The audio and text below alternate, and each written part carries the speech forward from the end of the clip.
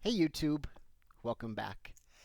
In today's video, we are going to be talking about some practical examples from my personal life that show that autism understanding is very important. Oftentimes we say autism awareness, autism acceptance, autism celebration even. But I think I got to thinking, and I think that even though people are aware and accepting, we still have a long ways to go with people actually understanding autism. So before we get started, I'd like to take a moment to ask you to please hit the like button and subscribe to this channel. And as I'm looking at the computer screen, I see my lips look orange. I've been eating Cheetos. Well, it's no secret. I'm an autistic person. I'm out. And I want people to know that about me as they're interacting with me. So all my friends, all my family know. So it's no secret. You know, now with the Thanksgiving holiday being coming to a wrap, except for one final gathering that I have to go to tomorrow, I got to thinking. Um, People with autism, when we are disrupted from our normal routines, or have gone too long, or have worked too many hours, gone too far, we suffer from something called burnout, which can make it hard to pick words. It's like a mental tiredness. I slept really, really good last night. So if I overexert myself, I can, go into burnout. And these episodes of burnout can last a day, several days, and in some cases, even weeks. And so I get burnout when I've overexerted myself. Well, one time I remember in my life, I volunteer with an organization that gives food and clothes to people in need. And someone was telling me, oh, well, Mike, this is great. Because you're single and you don't have a job, we can work you harder than the other people and call you in unexpectedly. Unexpected surprises disrupt my routine. I really, really like to know what to expect. And though I can work long hours, and though I can handle some unexpected surprises, when it happens too much, I can do it, but at what cost to my mental health? A career, and indeed the rest of my life, is going to be a marathon rather than a sprint. So I need to pace myself and learn how to tell people no so that I can take care of myself because they don't understand. They may be aware that I'm autistic, they may be accepting that I'm autistic, but many people just don't understand, including many mental health professionals still to this day. So I just wanted to, there was just some thoughts that I've been thinking about. And I don't know if I mentioned in one of my previous videos or not, but I am famous for my letters of rebuke to people. Now, I don't like to correct people needlessly, and I am very gracious. But sometimes something just gets to a point to where they get one of my letters. Because, explaining it to getting them to listen and letting them get through everything that I want to say can be difficult. So I just wanted to share, because I did mention that a lot of mental health professionals and doctors in general still really have a really crappy understanding of autism and the traits that it involves and the different ways that it presents in different people. And I have a unique blend of autism. It's called ADHD because I have autism and ADHD. So the two, along with OCD, obsessive compulsive condition. So my autism and my ADHD work together at times. They pull apart from each other at sometimes, and depending on the day or even certain times of the day, one can seem to be more pronounced than the other, depending on my mood and how the day is going. So I wanted to share a letter that I had to write to a mental health professional because it absolutely was not working out and I had to ask to speak with somebody else. And of course, I'm not going to mention any names or the place or anything like that because that wouldn't be cool. So I wrote this letter to my mental health professional, and I do hope that they read it all because It's I had a lot to say. A lot had happened, and it got to the point to where I just could not go on with this one particular person. I had to ask to work with somebody else, and that's okay. Sometimes two people just don't mesh with each other, and so if you have a therapist and it's not working out, don't be afraid to ask to switch to another one. It doesn't mean that they're a bad person. It just means that you two don't mesh, and that's okay. You need to find the right therapist and or a mental health professional for you. So I am going to just read that letter that I wrote to the person. Ready? Okay, here we go. I came to your clinic roughly a year and a half ago, really struggling and having a hard time with my ADHD and panic attacks before we became aware that I was also autistic, AUDHD, instead of ADHD. We got off to a rough start 5 minutes into our first visit when you wanted to treat me for bipolar, at which point I pointed out that I do not have a diagnosis of bipolar, but rather ADHD. Also, I do not have highs and lows or manic episodes, but rather hyperactiveness, chronic unemployment, and attention problems associated, but not limited to getting stuck, doing certain things, and daydreaming. Then you wanted to treat me with the less than gold standard stimulant alternative, which works great for a lot of people.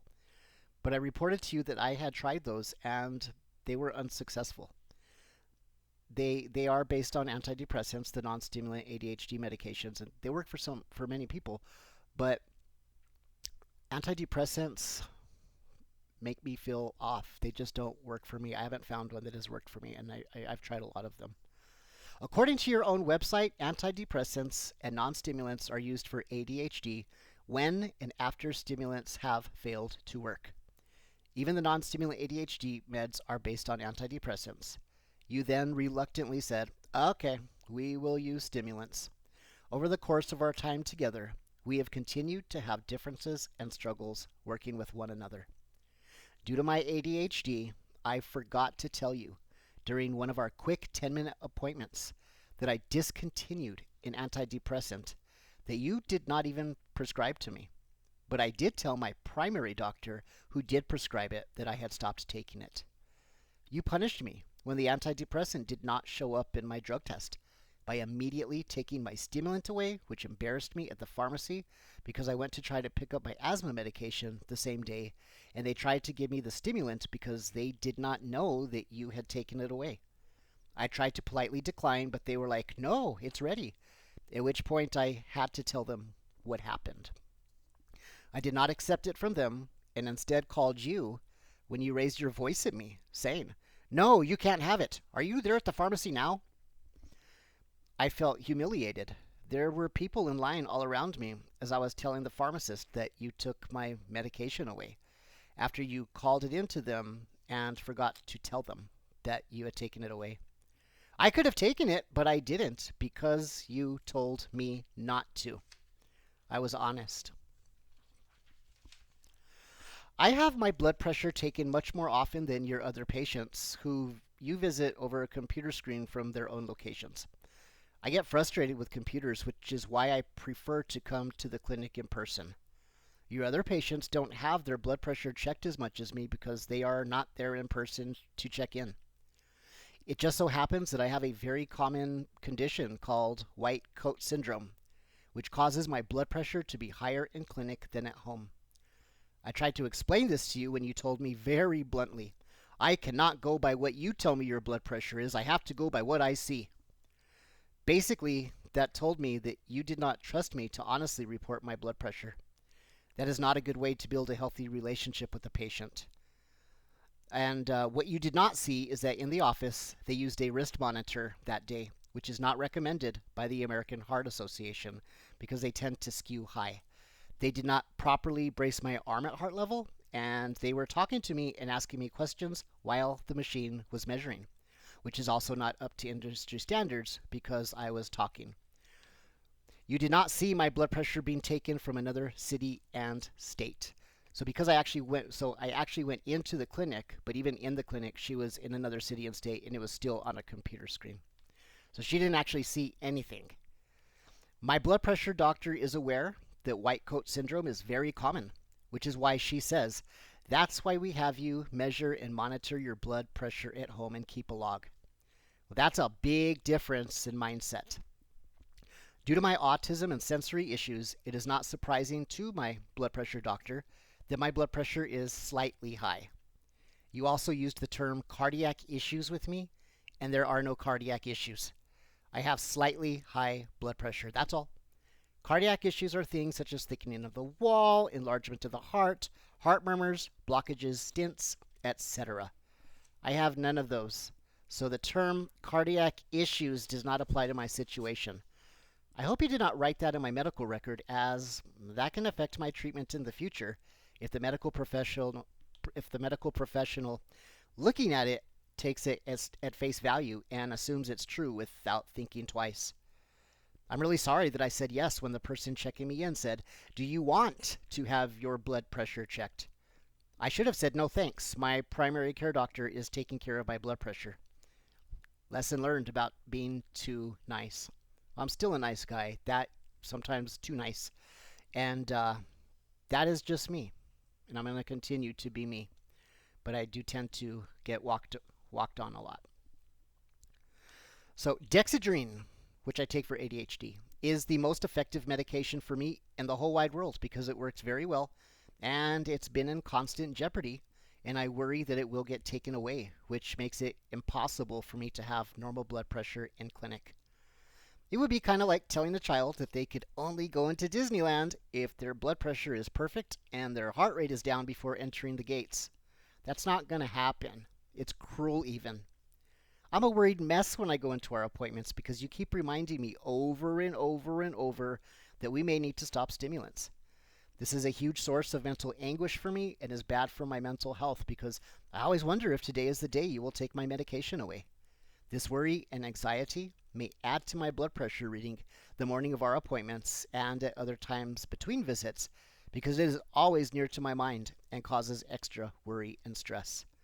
I have demonstrated that my blood pressure has actually improved since starting stimulants because it calms me down. It drastically lowers my stress and allows me to function much better. It feels like turning on windshield wipers in a rainstorm. I feel like a person should on Dexedrine, and being properly medicated will give me a fighting chance at employment and succeeding in this world that I do not feel like I fit into. The difference is night and day. I signed documents allowing you to communicate with my primary doctor and have access to my medical records because you told me that you wanted to coordinate with them, which is absolutely not happening. I have tried to tell you that my actual blood pressure doctor and I have decided to have a goal of under 140/90 at the JNC8 standards, rather than the new 2017 American Heart Association recommendation of 120/80, which is based on a highly controversial sprint study that left out many important age ranges and people groups. There is no solid evidence that lowering the blood pressure to 120/80 increases lifespan at all in otherwise healthy adults. And someday we might find out that they were right, but we're going to need a full study before we can, we're going to need a full study because that's how science works. We do studies first before we start changing things. Overnight, when they lowered these standards with a sprint study that left out a lot of people groups, overnight millions of Americans that did not have high blood pressure before 2017 all of a sudden did, which happens to be highly profitable to pharmaceutical companies now that they can't push opioids anymore, but it's preventing me from receiving the proper dose of stimulant medication that I need. Many licensed medical doctors currently reject the new guidelines of 2017 and continue to use the JNC8 until a proper study says otherwise. When I tried to talk actual goals and explain this to you, you told me, "Michael, we do not need to argue," and that you seem anxious. That's changing the subject, gaslighting me, and shutting down healthy communication. I was trying to coordinate like you said you wanted to do. I understand you are a medical authority over me, and I am willing to take no for an answer, but I need to have the ability to discuss these things with you without getting shut down. My blood pressure doctor does not think that my blood pressure is too terribly bad. There are two different active blood pressure guidelines inactive at the same time right now in the medical community, the JNC 8 and the American Heart Association 2017 new guidelines that give different classifications. You would not even tell me which one you use, but rather informed me very bluntly that you were not required to tell me a reason why you made a decision about my health care. That is a terrible thing to say to an adult patient. I had already informed you that I accepted your answer, but needed clarification so that we could discuss specific goals for the future regarding my health care. I have to wonder if you were even aware of the two different sets of guidelines being used currently and the debate that goes with them, because you seemed surprised when I was telling you. It causes confusion within the medical community because one doctor's definition of high blood pressure may not be the other's if they are using the opposite guidelines. I love sharing what I learn with others, maybe due to my autism, and I seek to be an informed patient. I encourage you to research this further in your free time. I feel like you are making decisions about my health care for me instead of working together with me to make joint decisions about my health. With all due respect, you see me for 10 minutes over a computer screen once every 2 months, and I live with these combined disabilities 24 hours a day, 7 days a week. I really, really need you to listen to my reported symptoms and understand how much I am struggling here. I am desperately trying my best to self-advocate, but you defined that as me having a strong personality. During another visit, you compared my dose to another patient of yours whose dose is much lower than mine when you said, "Michael, I have patients on 5 milligram extended release. Compared to them, your dose is high." I am sure you have patients on lower doses than me, but I know for a fact there are patients with much higher doses than me, and many take other medications too along with their stimulants. I felt that it was not right to compare me to another patient. We need to find the right dose for me. I'm a 185-pound full-grown adult male. Why would you tell me some people take lower doses than me, but not mention your own clinic has patients on higher doses than me? Again, we need to find the right dose for me, rather than the dose that works for someone else. My current dose is lower than it was when I was a small child, because we did know that I had ADHD as a child. You keep telling me we need to do this safely. I totally agree. My dose is on the low end of the therapeutic window, so I can't help but feel resentment because I'm not asking you to do anything that is unsafe. I would never do that. I just want to be properly medicated with the medication that has proven itself to work for me. I am taking less than I did when I was a child, and I am a full-grown adult.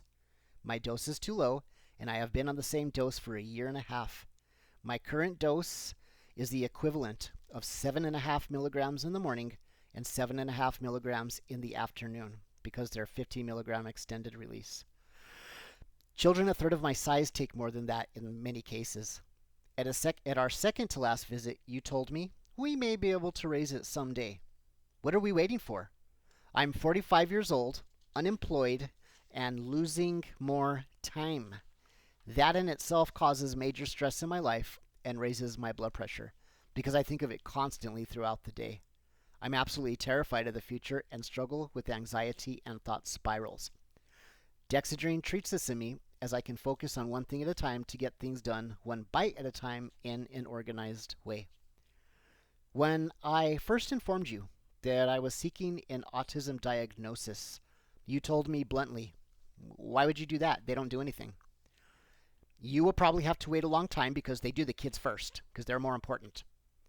Well, yes, they do the kids first so that they can recognize autism and help them before they end up like me, struggling to fit in with society and being chronically unemployed at age 45. I felt so invalidated, and I felt like you implied that I just wanted to get meds or something. And when you said they don't give any medication for it, so why get a diagnosis? Autism is a major part of me, and autism awareness and acceptance has a very long way to go in this society. My autism evaluation and diagnosis actually does do something to help me, as it requires my future employer to make needed accommodations and or modifications. It also allows for me to be given instructions in writing, and I will be given extra time to complete tasks if needed. Furthermore, it allows me to be protected under the Americans with Disabilities Act. 75 and up to 80% of autistic people are either unemployed like me or grossly underemployed. Those are real statistics. And the statistics do vary based on different studies, but it is well over 60% of autistic people who are either unemployed or underemployed. Many doctors don't even know the difference between a meltdown, sensory overload, overwhelmed, kind of flip the circuit breaker. That's a meltdown.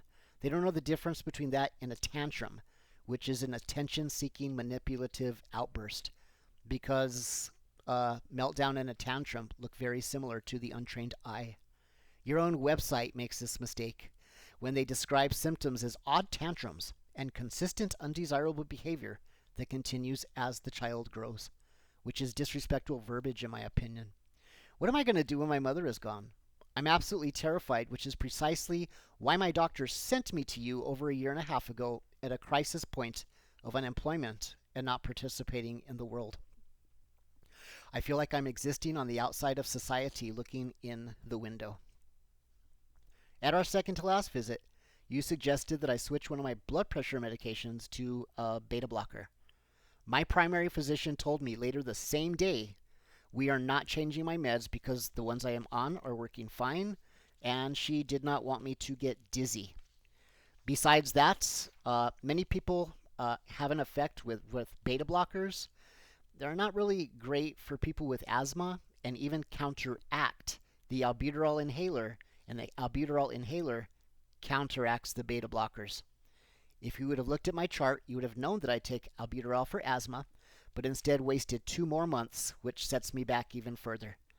This is a very common interaction, which you knew about when I told you 2 months later at our next visit. Now, some people do take them successfully together, but it is a common interaction. I am here for my mental health. I already have a blood pressure doctor, and she takes very good care of me. I feel like you are my second blood pressure doctor because we talk about my blood pressure much more than we discuss my mental health. I really need you to be my mental health provider. One time you told me, in a very strong manner, that if I ever showed positive for illegal drugs, that you would discontinue my dextroamphetamine immediately. I don't even use illegal drugs, so I don't understand where that came from. Dexedrine helps people with ADHD from making impulsive decisions, so I wonder why you would take a patient off of their medication that helps them from making impulsive decisions if they make one impulsive decision. If anything, a patient self-medicating could possibly be a sign of undertreatment. That seemed counterproductive to me and could place a patient in a bad situation rather than having a mindset of harm reduction. The last thing we want is an ADHD patient self-medicating out there with all of the dangerous contaminations of fentanyl and etizolem, amongst other things. That could be a death sentence for someone with ADHD. With that being said, I repeat that I do not ever use illegal drugs, nor do I drink alcohol. With all of this being said, I want to respectfully say that I am going to ask if I can be switched to a different provider at this clinic. I have no hard feelings towards you, and I wish you the absolute best in life. Sometimes two people just don't mesh with one another, and that's okay. It happens all the time. I really need a prescriber that works with me within reason and guides me to help make joint decisions about my healthcare together, rather than making all of the decisions for me. I also need a prescriber that believes in this treatment for me. I don't feel like you believe in this treatment for me, which is not fair for either one of us. I just feel like for some reason I rub you the wrong way, and I don't understand why. All of these issues have damaged our rapport with one another. I want to ask you to please help me to make this transition smoothly, as I'm not sure how soon someone else can see me or if he or she will even agree to take me as a patient. Completely running out of medication while waiting to be seen and accepted by another provider has been a worry of mine, as I have been thinking about this change and it has caused a lot of extra stress in my life. I feel like I have the weight of the world on my shoulders due to my chronic worry issues and thought spirals, anyways, and this is one more stressor that I really don't need. I do believe with all of my heart that you honestly believe that you have my best interests in mind, and for that, I thank you. However, you and I disagree on what those best interests for me are. You want me to live a long life with perfect blood pressure, which is great, but you seem to be completely overlooking my current quality of life and my job career situation. Sincerely, Michael. Now I don't that and that is the end of the letter that I sat down and wrote to the mental health provider. Now, I don't remember if I mentioned this originally before I read the letter. If you stuck this far with me in the video, thank you. We just have a little farther to go because there's one more thing that I don't remember if I told you or not at the beginning. But another mental health provider um, asked me how I was doing, and I uh, told him that I'm really at times I'm getting a lot of therapy, and we're getting ready to launch me into a career to start working to get a job, and to actually try to make this one stick. Though I'm getting a lot of heavy therapy first so that we can go into this and really try to make this one stick. I can be prepared. I'm getting help, heavy therapy. And I said, I'm really excited. I'm excited, but at the same time, I go through phases where I'm terrified. It's like, oh, this is never going to work. It's not going to work. And so, I go back and forth between being excited and being terrified. He leaned back in his chair and said, and whose fault is it that you waited so long to seek a career? I couldn't believe he said that. It's not my fault. And even if it was, life happens. It does no good to assign blame to anything. The question is, what do we do now? I just couldn't believe he said that. I do forgive him because I am no stranger to sticking my foot in my mouth sometimes. But I hope he realized that he misspoke in that situation. But again, I do forgive him. And, if anything, it's not my fault. My mom took me to all the right places, all the right people, and through all these years, it took me until age 46 to for to be diagnosed with autism, and which is very helpful because now I can try to understand how my brain works, and I can go informed into a career to really try to make this job stick. So this is why I say autism awareness and acceptance is great, but I think we need to also add understanding in with that. Thank you for watching. Please hit the like button and subscribe to this channel. Have a great day, people.